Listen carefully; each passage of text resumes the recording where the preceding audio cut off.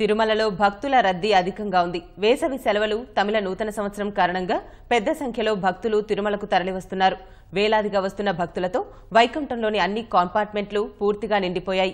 వైకుంఠం వెలుపల 1.5 కిలోమీటర్ల దూరం క్యూలైన్లలో యాత్రికులు బారులు తీరి ఉన్నారు. రద్దీకి సంబంధించిన మరింత సమాచారాన్ని మా ప్రతినిధి రుత్విక్ అందిస్తారు. తిరుమలలో భక్తుల రద్దీ అధికంగా ఉంది. వేసవి సెలవులు ప్రారంభం కావడంతో భక్తులు పెద్ద సంఖ్యలో తిరుమలకు తరలి వస్తున్నారు. మరోవైపు తమిళ నూతన సంవత్సరం ప్రారంభం కావడంతో కూడా ఈ భక్తులు తమిళనాడు నుంచి కూడా పెద్ద సంఖ్యలో తిరుమలకు తరలి వస్తున్నారు. దీంతో వైకుంఠంలోని 42 కంపార్ట్మెంట్లు కూడా పూర్తిగా నిండిపోయాయి. ప్రస్తుతం వైకుంఠం వెలుపల 1 నుంచి 1.5 కిలోమీటర్ దూరం పాటు క్యూ లైన్లలో భక్తులు వేచి ఉన్నారు.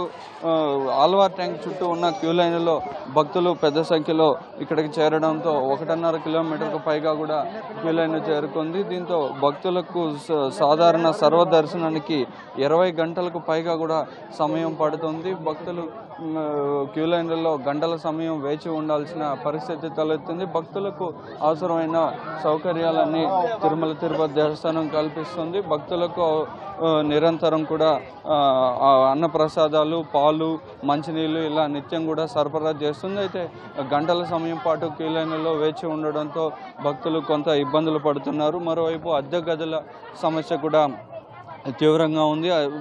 భక్తులు పెద్ద సంఖ్యలో రావడంతో అద్దె గదుల కొరత నెలకొంది. అన్ని గదుల కేటాయింపు కేంద్రాల వద్ద కూడా భక్తులు అధిక సమయం వేచి ఉండాల్సిన పరిస్థితి నెలకొంది. దీంతో భక్తులు తలనీలాలు సమర్పించేందుకు కూడా భక్తులు క్యూ లైన్లలో వేచి ఉండాల్సిన పరిస్థితి ఉంది. ఇలా ప్రతి భక్తుల రద్దీ పెరగడంతో ప్రతి తిరుమల తిరుపతి దేవస్థానం కల్పించే ప్రతి సౌకర్యాల వద్ద కూడా భక్తులు నిరీక్షించాల్సిన పరిస్థితి నెలకొంది.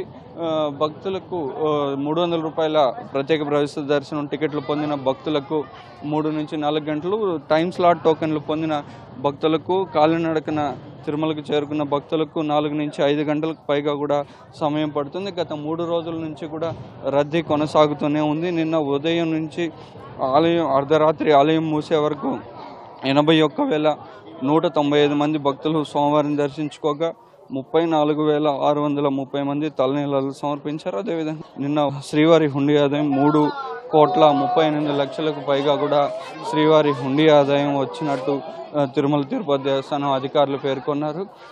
మరో వేసవి సెలవులు ప్రారంభం కావడం, తమిళ నూతన సంవత్సరం ప్రారంభం కావడం, ఇలా భక్తులు పెద్ద సంఖ్యలో తిరుమలకు తరలి వస్తుండడంతో క్యూ లైన్లు అంతకంతకు పెరుగుతూనే ఉన్నాయి.